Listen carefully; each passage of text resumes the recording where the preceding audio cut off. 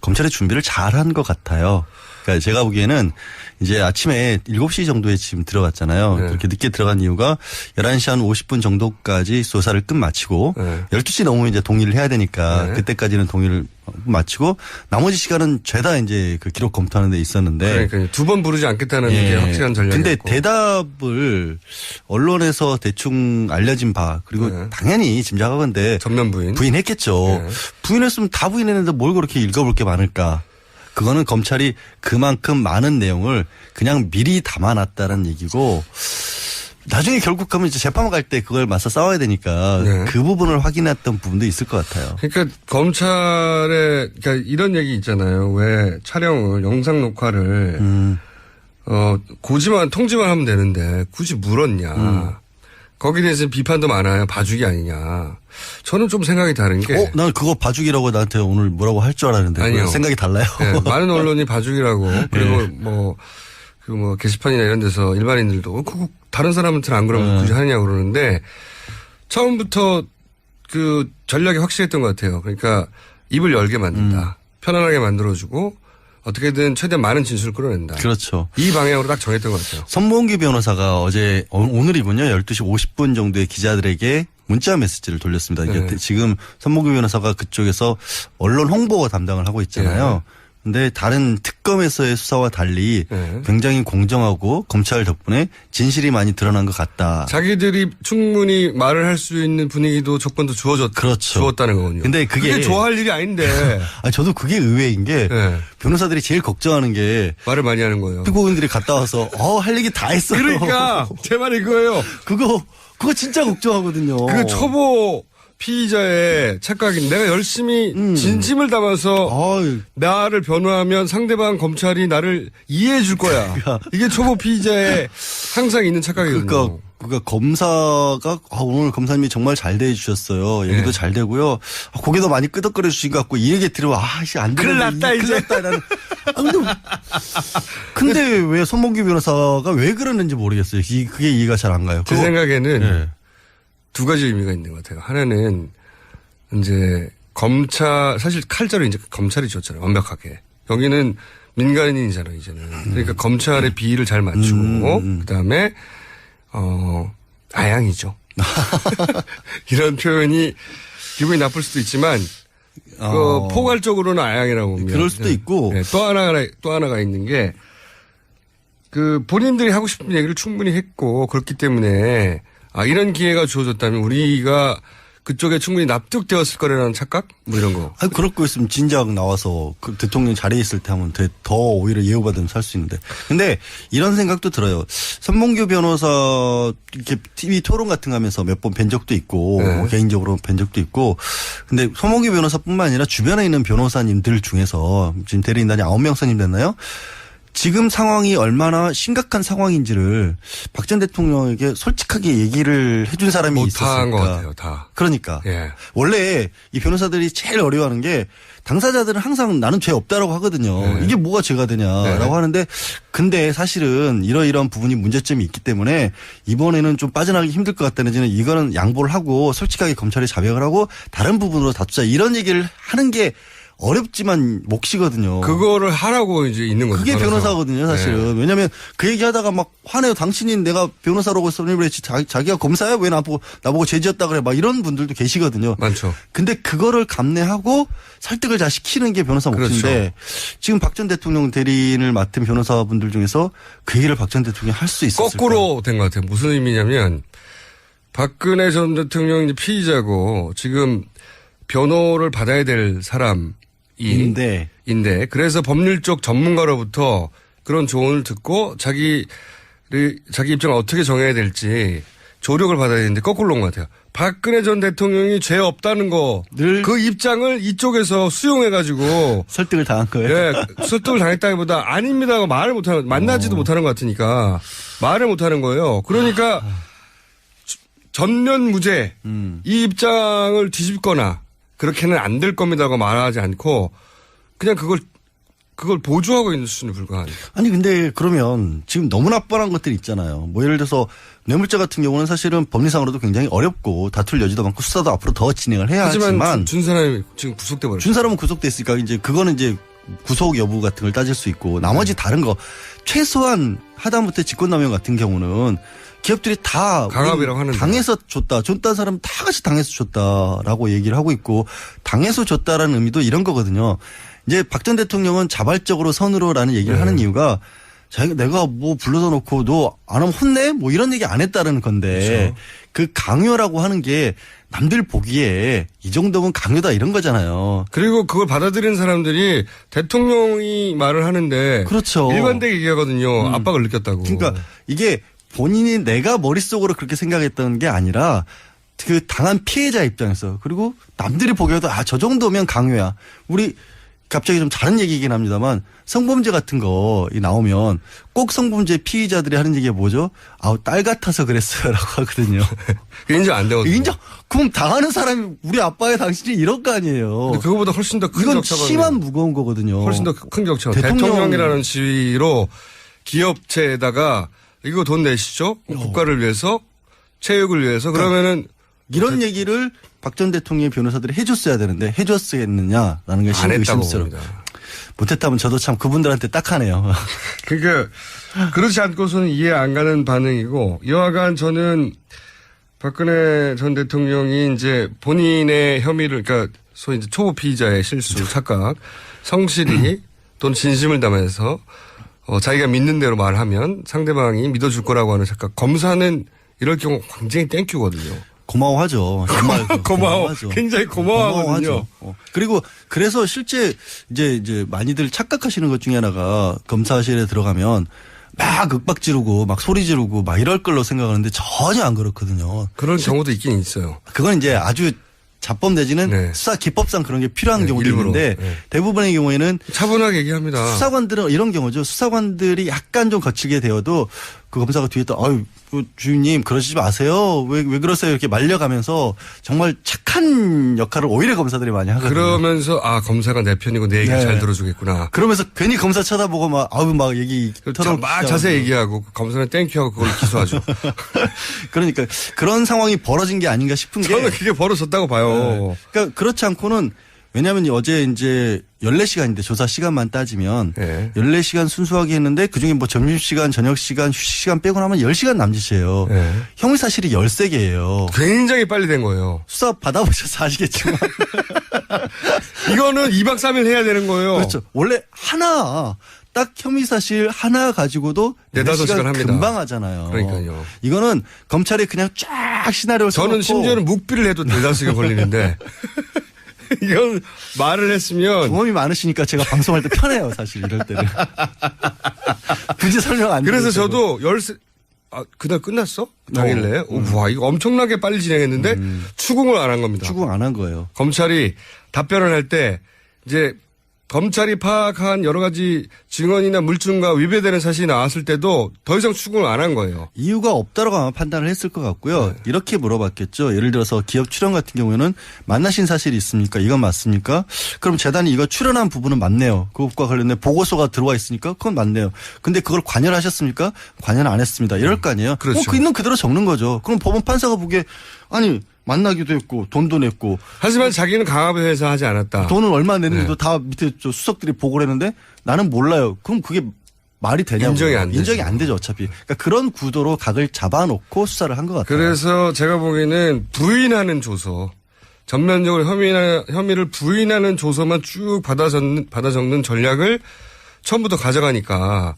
그러니까 사실은 영상 녹화도 필요가 없는 거예요. 영상 녹화는 보통은 혐의를 인정했다가 나중에 법정에 가가지고 뒤집을까봐. 그렇죠. 그럴 때나 녹화할 필요가 있는 거지. 이거는 전면 부인이면 할 필요가 없잖아요. 없죠. 그리고 이게 부인한다는 의미가 결국에는 자백을 했을 때. 그러니까요. 그러니까 자백을 했는데 나중에 자백 조서를 사실 기술적으로 꾸미는 경우도 있잖아요. 그러니까 내가 자백을 했다는 사실조차도 본인은 모르고 근데 나중에 알고 보니까 법적으로 자백한 것이었을 때 난 그럴 의도가 아니었다라고 했을 때 영상 녹화를 쓰는 건데 어차피 부인할 건데 전면 부인이니까 사실 영상 녹화를 안 한 게 큰 의미가 없어요. 혐의를 인정 안 할 거기 때문에. 그래서 저는 검찰이 이거를 녹화를 안 하면서 그쪽 마음을 풀어주고 검찰이 우리를 공정하고 객관적으로 대하는 거구나 하는 인상을 줘서 더욱 그 말을 끌어내는 편안하게. 네. 왜냐하면 그 전략의 성공이었다고 그 봐요. 말씀이 타당성이 충분히 있는 게 이건 법정에 안 가본 사람, 이게 검찰 수사 안 받아본 사람은 몰라요. 그래서 다 비판하는 거예요. 기자들이 뭘 몰라. 기자들이 수사 한 번씩 받아야 돼. 당신들도 조서를 받아봐야 돼. 가가지고 몇 시간씩. 그러니까 근데 굳이 이 부분도 어제 사실 손봉규 변호사가 언론에 거부했다라는 표현을 써서 본인이 굉장히 싫어했잖아요. 부동의했다 우리는. 네. 우리가 얘기도 꺼내지 않았는데 검찰이 미리 동의하느냐고 물어보길래 아니 이거는 원래 동의 절차도 아닌데 물어보니까 우리는 부동의한다고 했을 뿐이다. 이거죠. 또 싫어? 싫어요. 이렇게 말한 거거든요. 그러니까 적극적으로 거부한 게 아니라는 얘기를 강조를 하고 싶었던 건데 그러면 생각해 보세요. 이게 민감하게 드러날 수밖에 없는 게 특검 때는 영상 녹화하고 그다음에 녹음이라도 하자. 그때를 거부했죠. 이것 때문에 네. 각을 세웠고 이것 때문에 틀어졌다는 걸 검찰이 모를 리가 없잖아요. 그러니까요. 근데 일부러 먼저 그걸 얘기를 꺼내가지고. 그러니까 저하고 같은 생각이신데 네. 변호사다 보니까 좀 아시는구만요. 수사를 많이 받으셔서. 피의자였다 보니까 알아요. 그러니까. 이거 의미가 없어 이번에는. 그러니까 아니 일부러 준 거죠. 네. 처음 시작할 때부터 그래서 딱 손에 솜사탕 쥐어주고 시작한 맞아요. 거예요. 그건 맞아요. 우리 오늘은 맞지. 그러게. 그래서 이건 비판거리가 아닙니다. 이거는 잘한 겁니다. 검찰이. 법조 출입만 해가지고 모르고 조서를 받아봐야 알아요.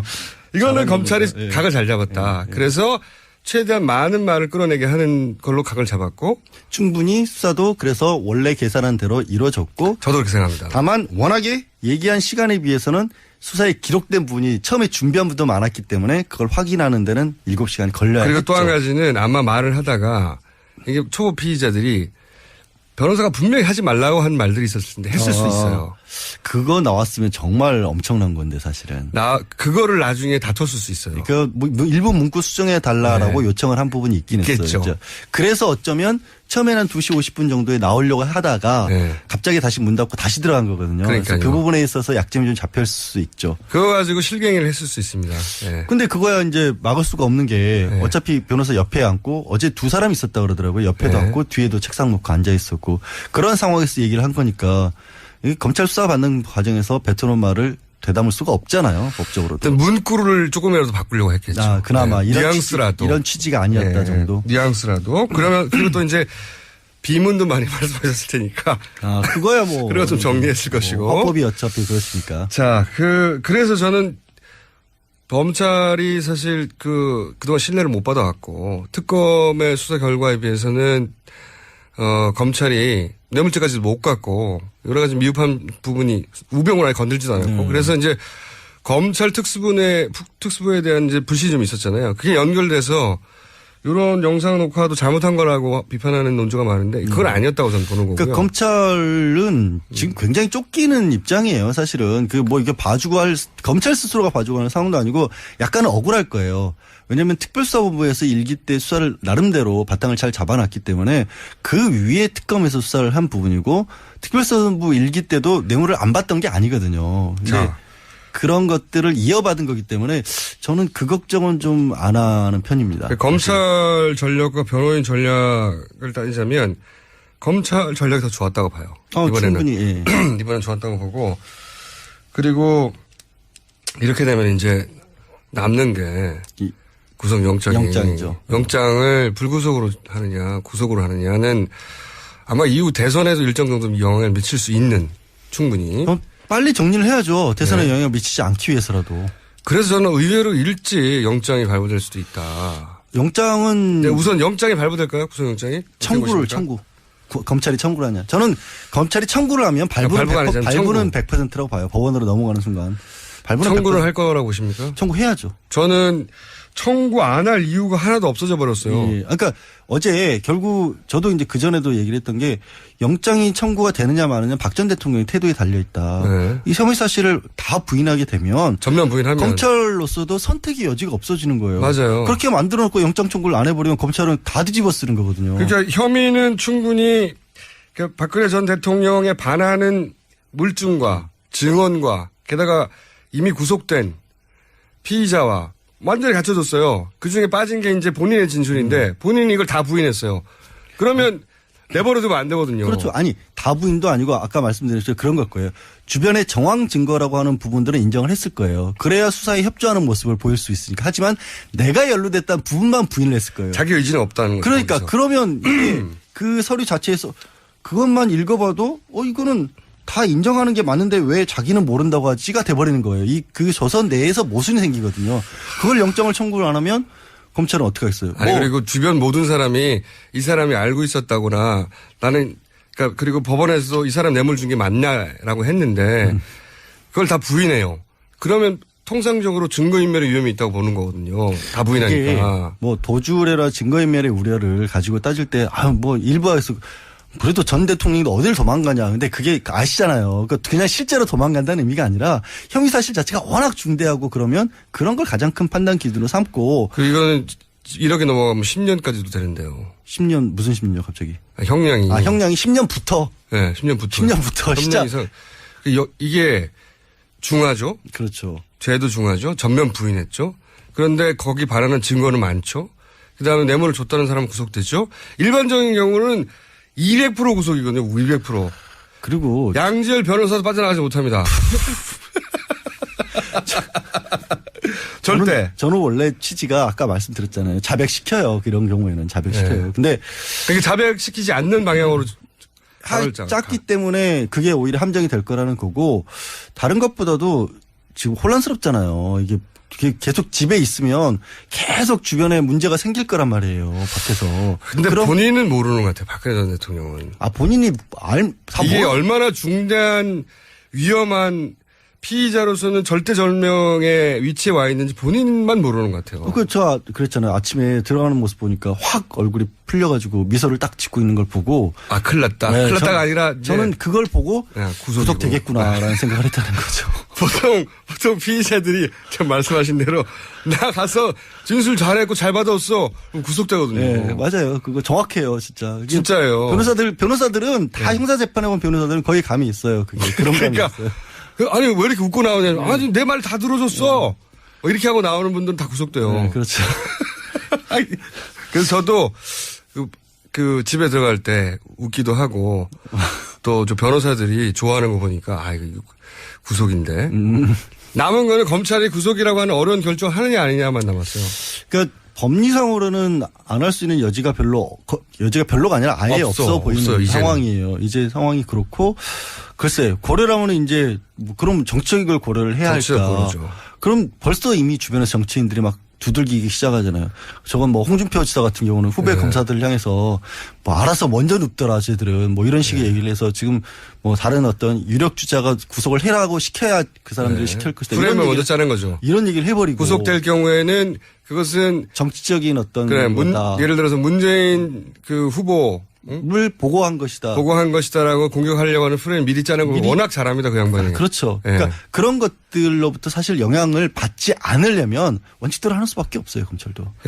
골치 아플 것 같아요. 골치는 아프죠. 골치 굉장히 아플 것 같아요. 아니 야권에서도 야권 나름대로 뭐 일각에서 좀 오히려 야권에서는 구속이 안 되길 원할 수 있어요. 왜 그게 이렇게 오해하시면 안 되는 게 정치적으로 야권에서는 구속이 안 돼서 계속해서 저쪽에서 시끄러워줘야 그렇죠. 오히려 야권에는 집중을 할 수가 있거든요. 선거에는 도움이 된다고 판단할 수 있거든요. 근데 그걸 역으로 뒤집어서 구속이 되면 야권 때문이라고 공격할 프레임을 미리 짜는 거죠. 그러니까 오히려 더 적극적으로 안 나서는 것 뿐이거든요, 사실은. 그래서 이런 것들을 검찰이 왜 고민합니까? 방정신이 너무 복잡해요. 검찰 입장에서 구속했다면 저기서 욕할 것 같고 불구속했다면 여기서 욕할 것 같고 아주 복잡합니다. 그래서 고민하지 말라고 제가 말씀드리고 싶다는 거죠.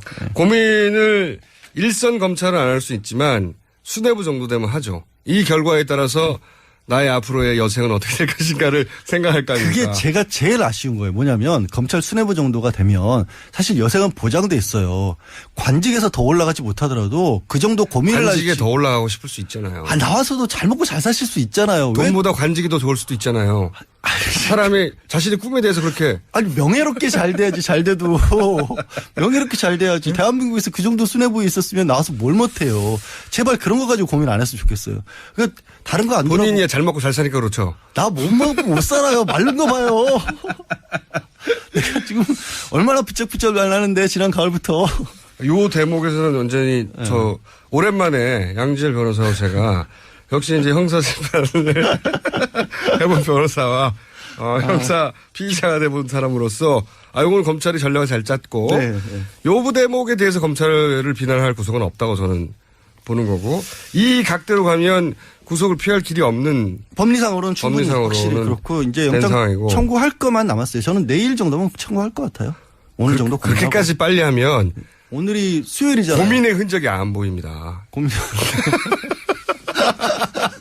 이게 중요한 게 고민의 흔적을 풀어주는 게 중요하거든요. 생각해보세요. 영장 실질 심사할 때 중요한 사안들 다 끝났는데도 고민의 흔적을 만들기 위해서 새벽까지 기다리잖아요. 고민의 흔적 흩뿌리기 이거 굉장히 중요하거든요. 할 말이 없어지는데.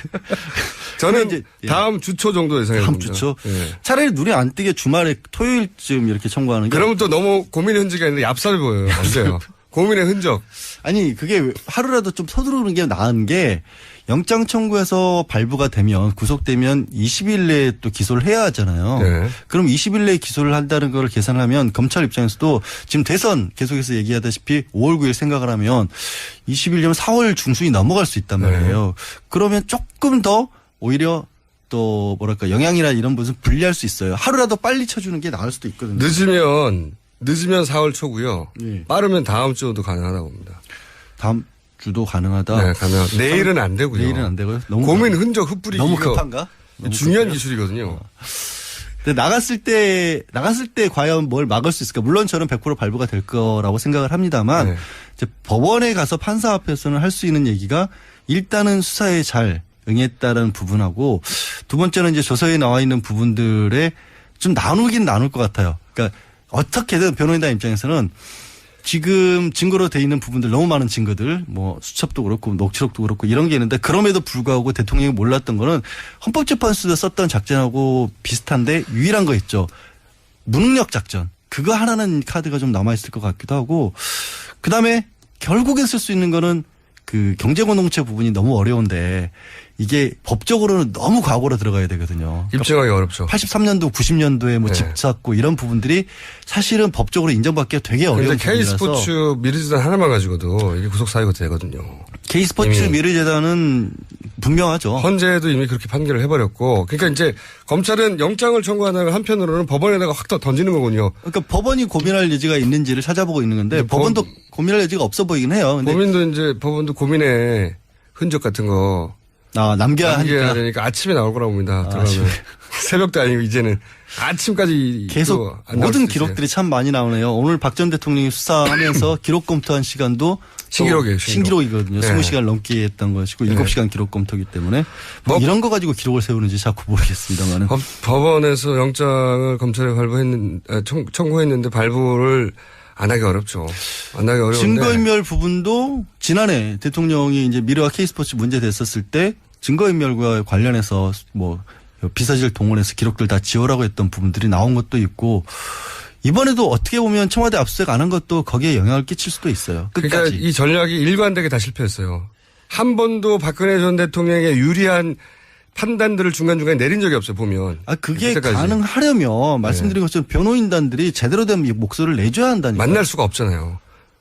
최근에 양지열 변호사 또 아무리 말을 하고 싶어도 만날 수가 없는데요. 만나서 제가 좀 말을 좀 드려볼까요? 삼성도에 가볼까? 얘기 좀 그게 아니라고 지금 똑바로 지금 거의 유재하 변호사 한 분 정도 유영하 변호사 한 분 정도가 집에 들어가서 정리해서 전달하는 것 같은데 그분의 성향 자체가 또 강성이었다고 해요. 들어보면. 그러니까 그렇게 친하게 지냈었고 공천도 그렇게 잘 받았고 하니까.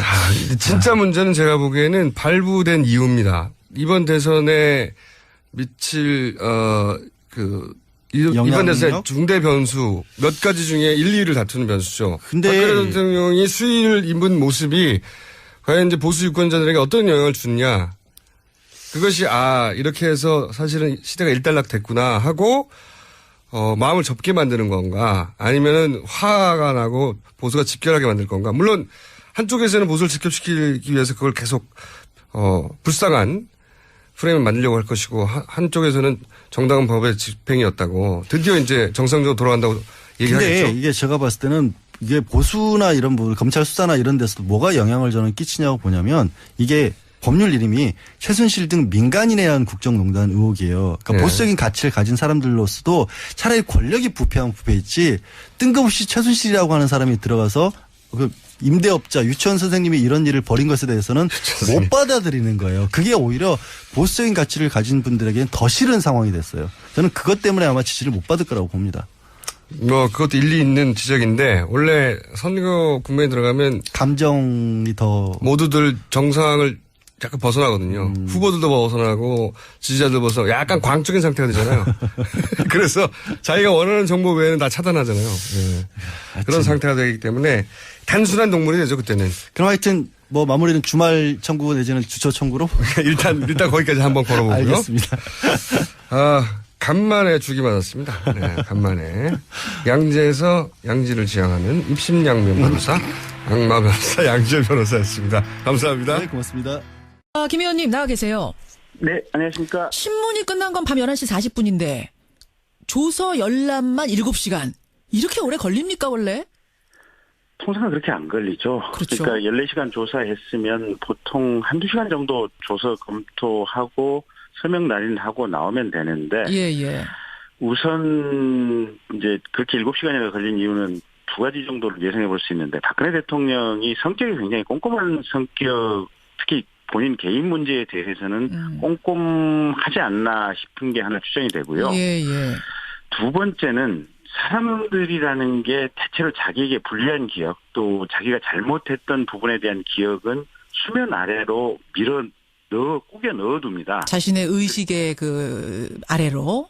예. 그리고 자신이 변명할 만한 부분, 자신에게 유리한 부분만 집중적으로 수면 위로 끌어올려서 그 부분만 생각을 집중하게 되기 때문에 그래서 집단 무의식, 집단 최면이라는 것이 이렇게 동질적인 집단 안에서는 생기는 거거든요. 보면. 그렇죠. 예. 근데 이 대통령이 이제 어제 검사에게 신문을 받으면서 이제 검사가 이렇게 물어볼 거 아닙니까? 구체적인 증거를 가지고. 물어보겠죠. 예. 전 대통령 당시는 이 점에 대해서 관여를 안 했다고 하는데 가령 청와대 수석비서관이었던 이 사람은 이렇게 진술을 하고 당시에 또 보건복지부에 있었던 누구는 이렇게 대통령에서 청와대로부터 지시를 받았다고 얘기를 하고 있는데 그런 진술을 종합해 보면 당신이 지금 아니라고 하는 이 부분이 거짓말이 아니냐라는 이런 식의 질문들이 계속해서 화살처럼 쏟아져 나오거든요. 예. 굉장히 구체적으로 질문이 들어가는 거군요. 예. 하나하나. 그러면 그 질문을 보게 되면 숨이 턱턱턱턱 막힙니다. 보통의 피의자들은. 예. 그전에는 생각지도 안 해봤던 전혀 검토하지도 안 해봤던 포인트의 어떤 사실관계들이 햇볕에 쫙 비치면서 눈앞에 턱 하고 등장을 하는데 이렇게도 읽힐 수 있네? 나 생각지도 못했던 부분이네. 근데 굳이 생각지도 못했던 게 아니라 생각을 본인이 안 하려고 했던 부분. 예. 그런 부분이 눈앞에 정면으로 나타나다 보니까 사실은 그런 데서 이제 내가 징역 갈 수도 있겠구나 이런 생각을 하면서 이 질문 내용을 이걸 빼고 이렇게 고쳐주시면 안 됩니까? 뭐 이런 식의 어떤 요구들을 많이 하거든요. 근데 아시다시피 질문이라고 하는 것은 검사가 물어보는 신문하는 주체인 검사가 하는 거고 그렇죠. 답변은 이제 이 신문을 받는 이 피의자 이제 전 대통령이 이제 답변을 하는 건데 다 조사를 받는 피조사자가 질문 내용을 고쳐달라고 요구할 수는 없거든요. 질문을 고치라고 못하죠. 예. 그런데 어쨌든 실제 현장에서는 그런 요구들이 많이 들어오고. 그래서 그런 부분과 관련해가지고 조서 마지막 서명 날인 하기 직전에 이 실랭이가 벌어지는 부분이 대체로 그런 부분들입니다. 그렇군요. 게다가 이게 영상 녹화 녹음 같은 걸 해놨더라면 그때 대답했을 때 그 당시를 다시 돌려보면서 따질 수도 있겠지만 지금은 남아있는 게 없잖아요. 녹화도 안 되고 녹음도 안 됐기 때문에 나는 이렇게 말하지 않았는데 왜 조서에 이렇게 적혀 있습니까? 라고 얘기를 하면서 실랑이가 붙기 시작하면 이게 시간이 늘어질 수 있는 거군요. 그렇습니다. 그리고 근데 이제 대체로 그 경우 저는 이런 취지로 답변을 했는데 검사께서 답변을 이렇게 적었습니다라고 잘못 기재하신 겁니다라는 부분이라면 그건 그냥 본인 의사대로 고쳐주면 되는 겁니다. 근데 질문 자체를 고쳐달라고 요구하는 경우들이 꽤 있어서요. 그런 경우도 있어요. 예, 그 부분은 아예 불가능한 요구를 받는 것이기 때문에. 아니 조서 다 끝나고 조서 열람하는데 질문을 바꿔달라고 하는 건 좀 이거 말이 안 되는 거 아닌가요? 그런데 법률에 대해서 상식이 없는 피의자들 같은 경우는 그런 요구를 상당히 많이 합니다. 그래요. 그런 경우도 가능하다. 있다. 그래서 시간이 길어졌을 가능성 지금 여러 가지 말씀해 주셨어요. 그나저나 원래 피의자한테 일일이 물어보고 녹음 녹화를 하는 건가요? 녹음해도 됩니까? 녹화해도 됩니까? 물어보나요? 물어보기는 하는데 예. 그냥 의례적인 거죠.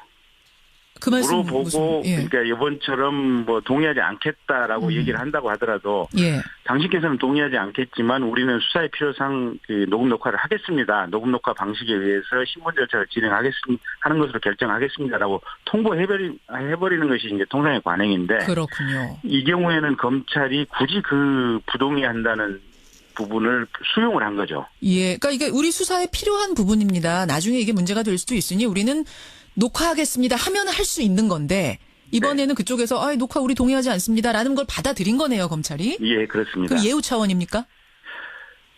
뭐 예우 차원이라고 볼 수도 있고요. 이제 더 본질적인 것은 어제 오늘의 신문 과정이 예. 검찰이 특별한 어떤 증거법적 의미를 부여하고 있지는 않다. 이렇게 보시면 됩니다. 그게 무슨 말씀? 좀 말씀이 어렵네요. 무슨 말씀입니까? 그러니까 이제 그 신문을 하고 이제 신문 조서, 피의자 신문 조서가 작성이 되지 않습니까? 예. 이 조서를 법정에 이제 박근혜 피의자가 기소가 되면 그 증거 유죄 입증을 위한 증거 자료로 제출을 하는 이런 과정을 거치는 거거든요. 그렇죠. 네, 근데 어제 작성한 신문 조서는 법정에 제출을 하되 예. 굳이 거기에 증거의 내용을 담기 위해서 노력하지는 않는다. 지금 이런 관점이 엿보이는 겁니다. 이게 아주 핵심은 아니라는 거군요. 이거 말고도 예, 다른 핵심 증거 자료가 워낙 많기 때문에. 그래서 실제로 보면 그러니까 이제 이렇게 이해를 하시면 됩니다. 우리가 피의자 신문을 할 때 정말 집요하게 피의자 신문을 하는 경우가 있고 예. 그냥 피의자에게 물어보고 피의자의 답변이 나오는 대로 그냥 형식적으로 피의자 답변 그대로 이 조서에 기재를 하는 이런 태도로 신문을 하는 경우가 있고 두 가지로 이제 대별을 해볼 수가 있는데요. 예. 예, 그러니까 청문회 때 이용주 의원이 그 집요하게 18번 물어봐서 상당히 인정을 받았지 않습니까? 조윤선 장관한테. 예, 조윤선 장관에게. 근데 그것처럼 피의자들도 자신이 잘못한 부분은 마음속 한구석에 분명히 두고 있기 때문에 집요하게 물어보면 분명히 일정 부분은 승낙하거나 검사가 얻어낼 수 있는 부분은 있습니다. 네, 문제는 전직 대통령이었던 또 현재까지 아직까지 정치적인 함의가 있는 이 피의자에 대해서 검찰이 그렇게 집요하게 물어보면 나중에 이 수사 자체에 대해서 꼭 정치적인 역분이 들어옵니다. 그래요. 검찰이 가혹하게 수사했다. 검찰이 무슨 강요했다. 뭐 어딘가 눈치를 봤다. 이런저런 식의 얘기들이 많이 나오기 때문에 그냥 물어보고 본인 답변하는 그대로 대체로 받아 적습니다. 그렇군요. 그래서 13개 항목이나 혐의나 되는데 14시간 만에 끝날 수가 있었던 거군요. 예, 그렇습니다. 그런데 다만 굳이 어제 그러면 피의자 신문조서를 절차를 왜 밟았느냐. 이제 그런 질문이 들어올 수가 있는데. 그렇죠. 그건 이렇게 보시면 됩니다. 박근혜 전 대통령이 청와대에 있을 때 정규제 TV를 통해서 또 일부 대변인을 통해서 자신의 혐의와 관련해서 일부 어떤 해명이라든지 얘기를 한 적은 있지만. 국가기관인 검찰이나 특검에서 각각의 이 13가지 항목 혐의에 대해서 박근혜 대통령으로부터 공식적인 입장을 전달받은 바가 없습니다. 그게 그러니까 해명일지라도 다 아니다라고 하는 거라도 하여튼 공식적인 뭔가가 필요는 한 거군요. 예, 이걸 인정한다, 인정하지 않는다. 아니면 대체로 사실관계는 인정하지만 내가 이런 의도로 지시한 것은 아니다.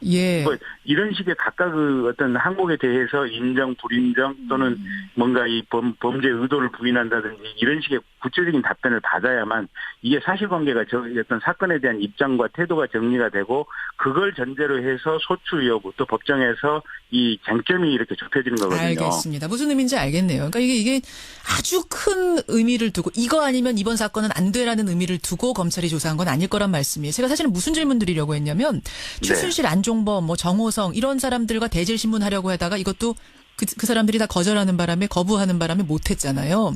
네. 야, 그럼 이거 대질 신문도 못하고 뭐 녹화도 못하고 녹음도 못하고 이거 14시간 조사하고 뭔가 좀 안 되는 거 아니야라는 생각을 했는데 김경진 의원 말씀을 쭉 듣고 보니까 크게 걱정은 안 해도 되는 거네요. 진실을 밝히는 데 있어서. 그러니까 우리 헌재 과정에서 계속해서 밖에서 태극기 시위를 벌이고 그다음에 당시 변호인들이 여러 가지 각하라든지 뭐 별 얘기를 했지만 결국은 헌재 재판관들의 결론은 8대0 아니었습니까? 그랬었죠. 그러니까 이번 흐름도 무슨 이 녹음 녹화가 안 되고 또 손범규 변호사가 뭐 검찰에 대해서 경의를 표한다는 문자를 보내고 뭐 이런 것들 때문에 박근혜 전 대통령이 면죄부를 받는 거 아니냐 이제 이런 우려가 나오실 수 있는데요. 전혀 걱정하시거나 그 점을 염두에 두실 필요는 없고요. 알겠습니다. 그러면요, 김경진 의원님. 피의자 신문은 끝났고 이 다음 수순은 구속을 하느냐 마느냐 이 결정인데 지난번 저랑 인터뷰하시면서 구속 99% 확신한다 그러셨어요. 네. 여전히 99%입니까? 구속 가능성? 예, 그렇습니다. 특별히 상황이 변한 게 없고요. 그러니까 없어요. 사건의 실체라든지 증거 관계라든지 또는 도주 및 증거 인멸의 우려라든지 이런 부분에 대해서는 전혀 변한 게 없고요. 예. 특히 어제 조사 과정에서 범행을 전면적으로 부인하고 단답형으로 지금 대답을 했다고 그러지 않습니까? 예. 그런 거 부인했다는 것 자체가 증거 인멸의 우려를 좀 더 명확하게 공식적으로 분명하게 이게 표명을 해준 거거든요. 아하. 그래서 형사소송법적 관점에서 보면 증거인멸의 우려 또 범죄의 중대성 이런 부분은 여전히 명확하게 존재를 하는 겁니다. 그러면 그다음에 오히려 한 1% 더 늘어난 건 아니에요? 100% 된 건 아니에요? 그렇죠. 0.5 100% 됐다고 봐야죠. 100% 됐다. 예. 김수남 검찰총장이 지금 장고에 들어갔다 고민을 굉장히 깊이 하고 있다는데 결국은 깊이 하든 어쨌든 이거 낼 수밖에 없는 겁니까? 영장 청구? 예, 그렇습니다. 그렇게 보세요. 일단 오늘 이제 이렇게 조사한 내용을 검사들이 분석을 해서 네. 각각의 범죄 사실, 그다음에 이제 전 대통령의 입장, 그리고 증거 관계, 뭐 이런 것들을 분석한 보고서를 만들어서 아마 위에다 올릴 거고요. 거기에 이제 수사 실무 검사로서 구속 불구속에 대한 의견을 이렇게 내겠죠? 같이 보기를 해서 올릴 겁니다. 예, 알겠습니다. 100%로 지금은 올라간 상황이다. 예, 김경진 의원님. 여기까지 말씀 듣겠습니다. 고맙습니다. 네, 고맙습니다. 예, 검사 출신이죠. 국민의당 김경진 의원이었습니다. 착각, 성실히 또는 진심을 담아서 자기가 믿는 대로 말하면 상대방이 믿어줄 거라고 하는 착각. 검사는 이럴 경우 굉장히 땡큐거든요. 고마워하죠. 정말 고마워하죠. 굉장히 고마워하거든요. 그리고 그래서 실제 이제 많이들 착각하시는 것 중에 하나가 검사실에 들어가면 막 윽박 지르고 막 소리 지르고 막 이럴 걸로 생각하는데 전혀 안 그렇거든요. 그런 경우도 있긴 있어요. 그건 이제 아주 자법 내지는 네. 수사 기법상 그런 게 필요한 경우도 일부러. 있는데 네. 대부분의 경우에는 차분하게 얘기합니다. 수사관들은 이런 경우죠. 수사관들이 약간 좀 거칠게 되어도 그 검사가 뒤에 또 아유 주임님 그러시지 마세요. 왜 그러세요? 이렇게 말려가면서 정말 착한 역할을 오히려 검사들이 많이 하거든요. 그러면서 검사가 내 편이고 내 얘기를 네. 잘 들어주겠구나. 그러면서 괜히 검사 쳐다보고 막 아유 막 얘기 막 자세히 얘기하고 검사는 땡큐하고 그걸 기소하죠. 그러니까 그런 상황이 벌어진 게 아닌가 싶은 게 저는 그게 벌어졌다고 봐요. 네. 그러니까 그렇지 않고는 왜냐하면 어제 이제 14시간인데 조사 시간만 따지면 네. 14시간 순수하게 했는데 그중에 뭐 점심시간, 저녁시간, 휴식시간 빼고 나면 10시간 남짓이에요. 네. 형사실이 13개예요. 굉장히 빨리 된 거예요. 수사 받아보셔서 아시겠지만.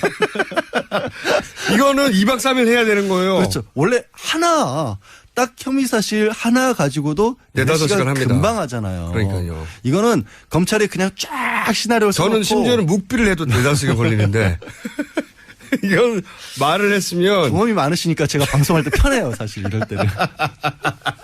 굳이 설명 안 그래서 드려도 저도 그날 끝났어? 당일에? 와, 이거 엄청나게 빨리 진행했는데 추궁을 안 한 겁니다. 추궁 안 한 거예요. 검찰이 답변을 할 때 이제 검찰이 파악한 여러 가지 증언이나 물증과 위배되는 사실이 나왔을 때도 더 이상 추궁을 안 한 거예요. 이유가 없다라고 아마 판단을 했을 것 같고요. 이렇게 물어봤겠죠. 예를 들어서 기업 출연 같은 경우에는 만나신 사실이 있습니까? 이건 맞습니까? 그럼 재단이 이거 출연한 부분은 맞네요. 그것과 관련된 보고서가 들어와 있으니까 그건 맞네요. 근데 그걸 관여하셨습니까? 관여는 안 했습니다. 이럴 거 아니에요. 그렇죠. 그 있는 그대로 적는 거죠. 그럼 법원 판사가 보기에 아니 만나기도 했고 돈도 냈고 하지만 자기는 강압해서 하지 않았다. 돈은 얼마 냈는지도 다 밑에 수석들이 보고를 했는데 나는 몰라요. 그럼 그게 말이 되냐고. 인정이 안 되죠. 인정이 안 되죠, 어차피. 그러니까 그런 구도로 각을 잡아놓고 수사를 한 것 같아요. 그래서 제가 보기에는 부인하는 조서, 전면적으로 혐의를 부인하는 조서만 쭉 받아 적는 전략을 처음부터 가져가니까. 그러니까 사실은 영상 녹화도 필요가 없는 거예요. 영상 녹화는 보통은 혐의를 인정했다가 나중에 법정에 가가지고 뒤집을까봐. 그렇죠. 그럴 때나 녹화할 필요가 있는 거지. 이거는 전면 부인이면 할 필요가 없잖아요. 없죠. 그리고 이게 부인한다는 의미가 결국에는 자백을 했을 때. 그러니까요. 그러니까 자백을 했는데 나중에 자백 조서를 사실 기술적으로 꾸미는 경우도 있잖아요. 그러니까 내가 자백을 했다는 사실조차도 본인은 모르고 근데 나중에 알고 보니까 법적으로 자백한 것이었을 때 난 그럴 의도가 아니었다라고 했을 때 영상 녹화를 쓰는 건데 어차피 부인할 건데 전면 부인이니까 사실 영상 녹화를 안 한 게 큰 의미가 없어요. 없어요. 혐의를 인정 안 할 거기 때문에. 그래서 저는 검찰이 이거를 녹화를 안 하면서 그쪽 마음을 풀어주고 검찰이 우리를 TV 토론 같은 거 하면서 몇 번 뵌 적도 있고 개인적으로 뵌 적도 있고 근데 서몽규 변호사뿐만 아니라 주변에 있는 변호사님들 중에서 지금 대리인단이 9명 선임 됐나요? 지금 상황이 얼마나 심각한 상황인지를 박 전 대통령에게 솔직하게 얘기를 해준 사람이 못한 것 있었으니까. 같아요. 다. 그러니까 원래 이 변호사들이 제일 어려워하는 게 당사자들은 항상 나는 죄 없다라고 하거든요. 이게 뭐가 죄가 되냐라고 하는데 근데 사실은 이러이러한 부분이 문제점이 있기 때문에 이번에는 좀 빠져나가기 힘들 것 같다는 지는 이거는 양보를 하고 솔직하게 검찰에 자백을 하고 다른 부분으로 다투자 이런 얘기를 하는 게 어렵지만 몫이거든요. 그거를 하라고 이제 있는 거죠. 그게 변호사거든요, 사실은. 왜냐하면 그 얘기하다가 막 화내요. 당신이 내가 변호사라고 선임을 했지 자기가 검사야 왜 나보고 죄지었다 그래. 막 이런 분들도 계시거든요. 많죠. 근데 그거를 감내하고 설득을 잘 시키는 게 변호사 몫인데 그렇죠. 지금 박 전 대통령 대리인을 맡은 변호사분들 중에서 그 얘기를 박 전 대통령이 할 수 있었을까? 거꾸로 된 것 같아요. 무슨 의미냐면 박근혜 전 대통령이 이제 피의자고 지금 변호를 받아야 될 사람 인데 그래서 법률적 전문가로부터 그런 조언을 듣고 자기 입장을 어떻게 정해야 될지 조력을 받아야 되는데 거꾸로 온 것 같아요. 박근혜 전 대통령이 죄 없다는 거 그 입장을 이쪽에서 수용해가지고 설득을 당한 거예요. 네, 설득을 당했다기보다 아닙니다고 말을 못하는 만나지도 못하는 것 같으니까 말을 못하는 거예요. 그러니까 전면 무죄 이 입장을 뒤집거나 그렇게는 안 될 겁니다고 말하지 않고 그냥 그걸 보조하고 있는 수준에 불과한. 아니 근데 그러면 지금 너무나 뻔한 것들이 있잖아요. 뭐 예를 들어서 뇌물죄 같은 경우는 사실은 법리상으로도 굉장히 어렵고 다툴 여지도 많고 수사도 앞으로 더 진행을 해야 하지만 준 사람이 지금 구속돼 버렸어요. 준 사람은 구속됐으니까 이제 그거는 이제 구속 여부 같은 걸 따질 수 있고 나머지 다른 거 최소한 하다못해 직권남용 같은 경우는 기업들이 다 강압이라고 하는데 당해서 줬다. 줬다는 사람 다 같이 당해서 줬다라고 얘기를 하고 있고 당해서 줬다라는 의미도 이런 거거든요.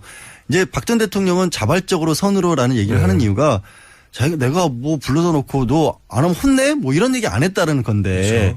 그 강요라고 하는 게 남들 보기에 이 정도면 강요다 이런 거잖아요. 그리고 그걸 받아들이는 사람들이 대통령이 말을 하는데 그렇죠. 일관되게 얘기하거든요. 압박을 느꼈다고. 그러니까 이게 본인이 내가 머릿속으로 그렇게 생각했던 게 아니라 그 당한 피해자 입장에서 그리고 남들이 보기에도 저 정도면 강요야.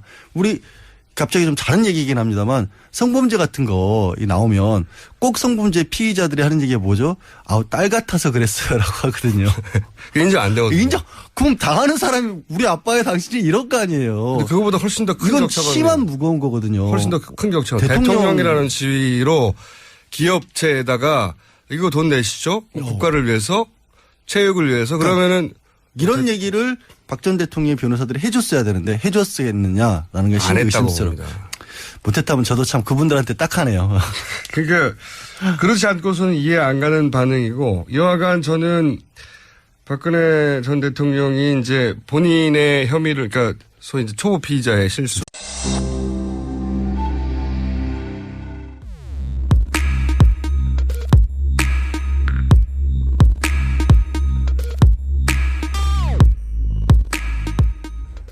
검찰의 준비를 잘한 것 같아요. 그러니까 제가 보기에는 이제 아침에 7시 정도에 지금 들어갔잖아요. 네. 그렇게 늦게 들어간 이유가 11시 한 50분 정도까지 조사를 끝마치고 12시 넘으면 이제 동의를 해야 되니까 그때까지는 동의를 마치고 나머지 시간은 죄다 이제 그 기록 검토하는 데 있었는데. 그러니까 두 번 부르지 않겠다는 게 확실한 전략이었고. 근데 대답을 언론에서 대충 알려진 바 그리고 당연히 짐작하건대 전면 부인했겠죠. 부인했으면 다 부인했는데 뭘 그렇게 읽어볼 게 많을까. 그거는 검찰이 그만큼 많은 내용을 그냥 미리 담아놨다는 얘기고 나중에 결국 가면 이제 재판 갈 때 그걸 맞서 싸워야 되니까 그 부분을 확인했던 부분도 있을 것 같아요. 그러니까 검찰에 그러니까 이런 얘기 있잖아요. 왜 촬영을 영상 녹화를 통지만 하면 되는데 굳이 물었냐. 거기에 대해서 비판도 많아요. 봐주기 아니냐.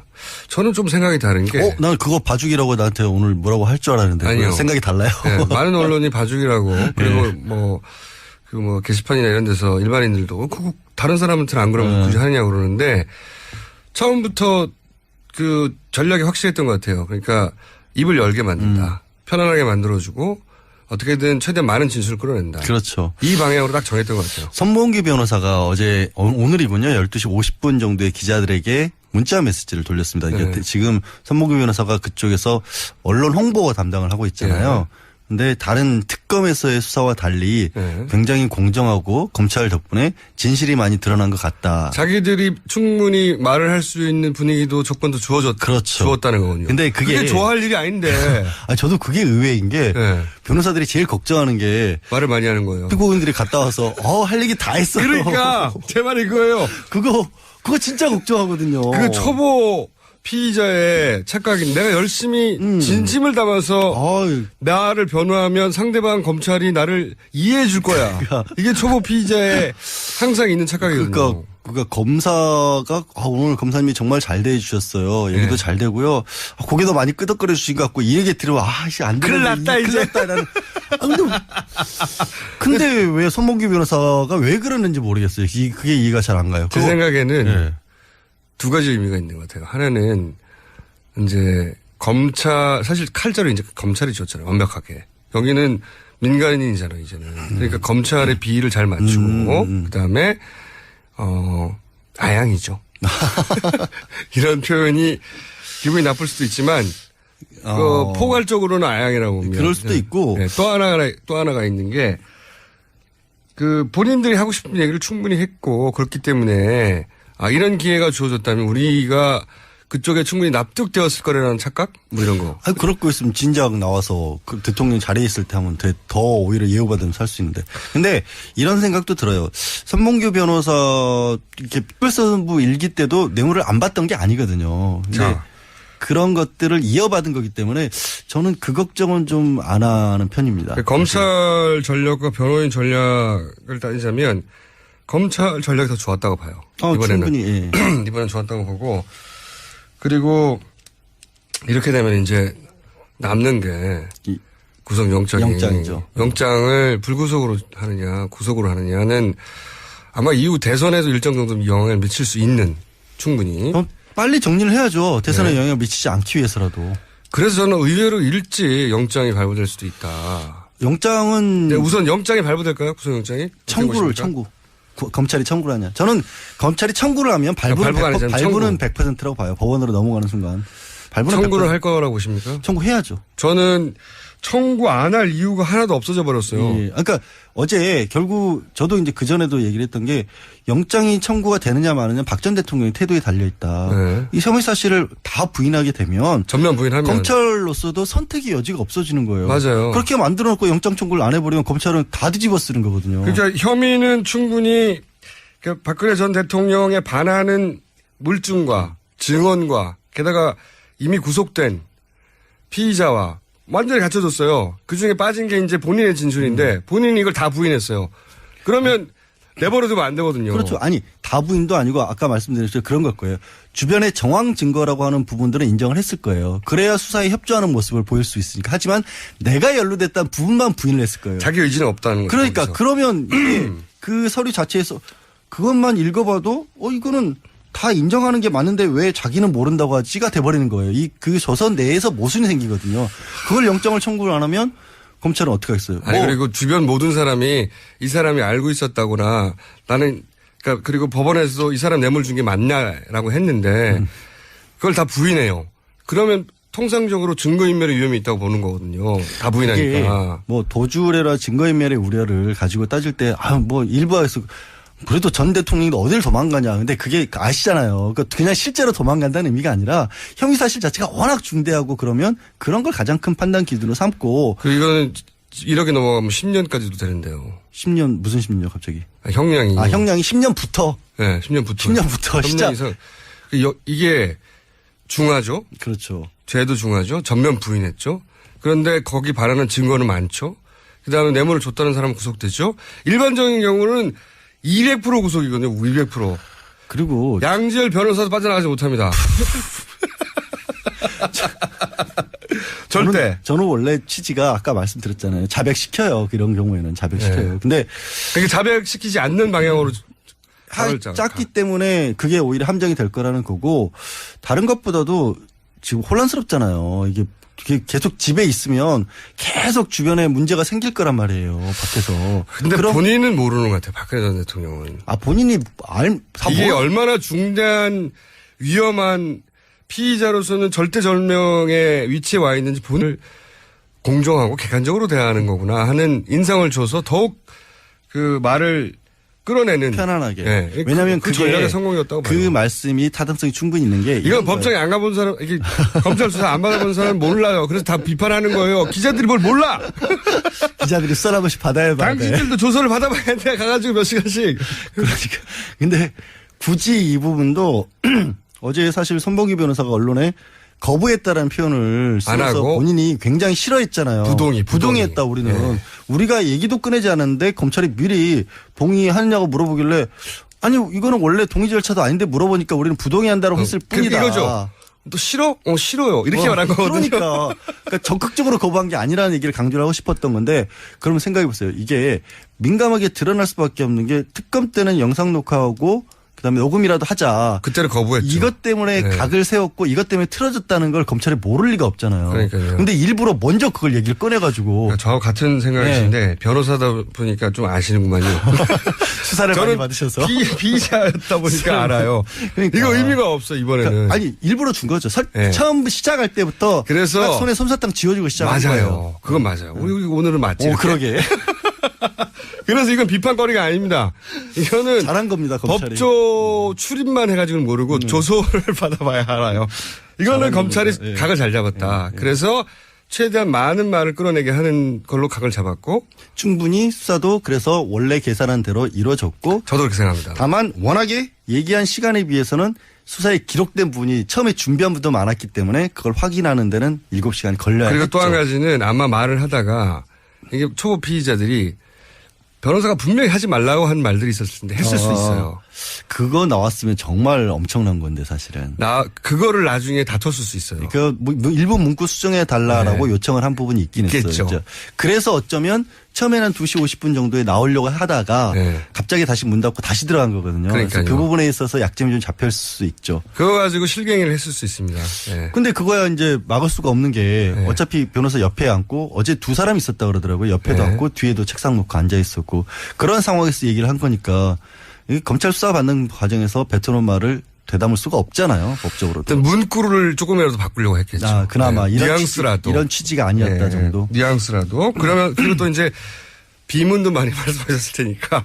그거야 뭐. 그거 좀 정리했을 것이고. 헌법이 어차피 그렇습니까. 자, 그래서 저는 검찰이 사실 그동안 신뢰를 못 받아왔고 특검의 수사 결과에 비해서는 검찰이 뇌물죄까지 못 갔고 여러 가지 미흡한 부분이 우병우를 아예 건들지도 않았고 그래서 이제 검찰 특수부에 대한 이제 불신이 좀 있었잖아요. 그게 연결돼서 이런 영상 녹화도 잘못한 거라고 비판하는 논조가 많은데 그건 아니었다고 저는 보는 거고요. 그러니까 검찰은 지금 굉장히 쫓기는 입장이에요. 사실은 이게 봐주고 검찰 스스로가 봐주고 하는 상황도 아니고 약간은 억울할 거예요. 왜냐하면 특별수사본부에서 일기 때 수사를 나름대로 바탕을 잘 잡아놨기 때문에 그 위에 특검에서 수사를 한 부분이고